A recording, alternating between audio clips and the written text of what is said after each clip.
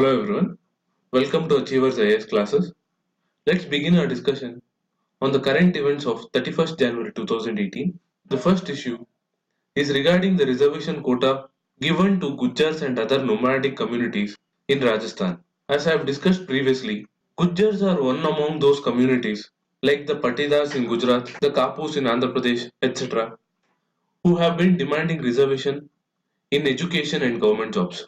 The Rajasthan government had passed a bill late last year creating the most backward category within the other backward classes for Gujjars and four other nomadic communities and given them a reservation of 5%, thereby taking the overall reservation quota in the state to 54%. This was struck down both by the Rajasthan High Court as well as the Supreme Court. Earlier too, Gujjars and other communities were grouped as special backward class and the state government tried to grant the 5% reservation to them but was every time struck down by the High Court for it breached the 50% limit on reservation as well as lack of quantifiable data supporting the backwardness of the communities. Due to all this, the state government has now granted a 1% reservation to these communities without breaching the ceiling limit prescribed by the judiciary.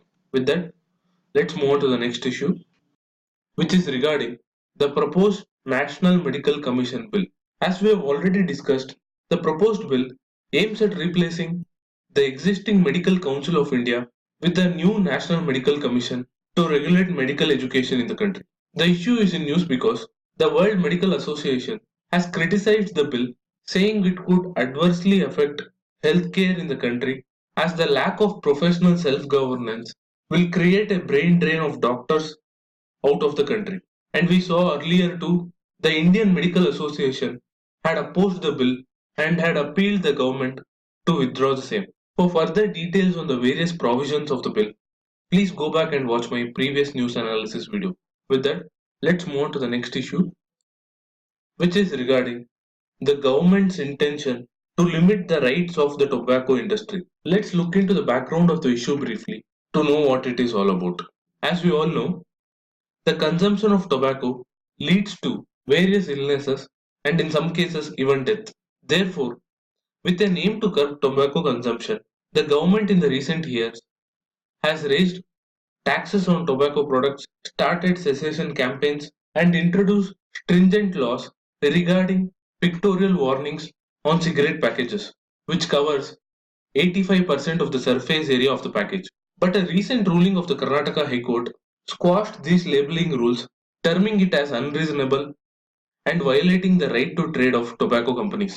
The government appealed this ruling in the Supreme Court to put on hold the Karnataka High Court order. And in this regard, the Indian government is pushing the Supreme Court to apply a very rarely used doctrine called the Roman Doctrine to strip off the right to trade of tobacco companies. The said doctrine was also applied previously in case of alcohol, which allowed Indian states in the past to regulate the sale and distribution of liquor as well as ban in some of the states. Therefore, application of the same doctrine to the tobacco industry will deny legal standing for the industry to trade and gives government authorities power to impose restrictions. The government in this regard argues that according to a latest survey, 62% of the cigarette smokers thought of quitting the habit because of the warning labels covering 85% of the cigarette pack surface. And given the huge health burden on the state due to tobacco consumption, the Supreme Court's ruling, if given under the Roman doctrine, will give the constitutional cover to the government to protect itself against future litigation from the tobacco industry on its right to trade. We'll look into the issue in further detail once the ruling of the Supreme Court is out in public domain. Till then, let's move on to the next issue in news, which is on the need for skill development. As we all know, poor employment generation has been a major concern of the Indian economy, and it is expected that the upcoming union budget will have greater outlays to upgrade the industrial training centers, especially in the difficult areas like the hilly states and those affected with left wing extremism. Also, the government intends to set up model training centers in all districts and special schemes to support skilling of women and the disabled. There is also expectation of furthering the government initiatives like the skill acquisition and knowledge awareness for livelihood promotion or the Sankalp scheme and the Strive programs.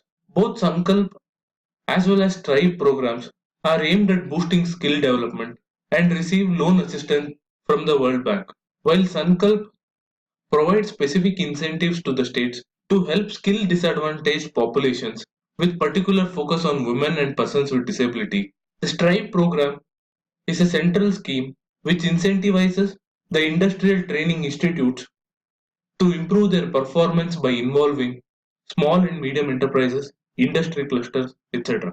With that, let's move on to the next issue, which is regarding the recent disqualification of MLAs of the Aam Aadmi Party by the President on the recommendations of the Election Commission.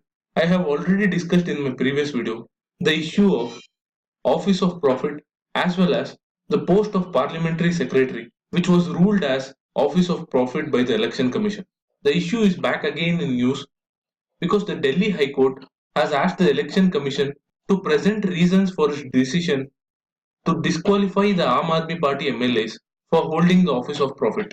For further details on the issue, please go back and watch my previous news analysis video. With that, let's move on to the next issue, which is an editorial on the recent findings of the economic survey about demonetization and implementation of the GST. According to the economic survey, demonetization of high value currency notes and the introduction of goods and services tax regime has increased the number of people filing taxes in the country, leading to formalizing the economy because the number of tax filers rose by about 10 million compared to those in the year 2015-16.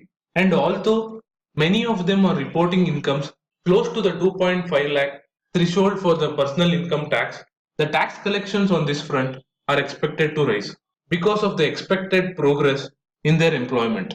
Also, the introduction of GST has resulted in 50% increase in new indirect taxpayers, thereby expanding the tax to GDP ratio. Given the underlying macro weaknesses of the Indian economy, which are vulnerable to high oil prices, a wider tax base could help government in tackling the fiscal and current account deficits. Towards this end, the government should introduce reforms to ease the compliance burden under the GST regime as well as expand the direct tax net by reviewing the exemptions granted for occasions such as farming, which are sometimes used for tax evasion. Also, the government must further reward those complying with the taxes with a slash in indirect taxes because high indirect taxes will ultimately hurt the poorest of the poor. With that said, I wrap up today's news analysis.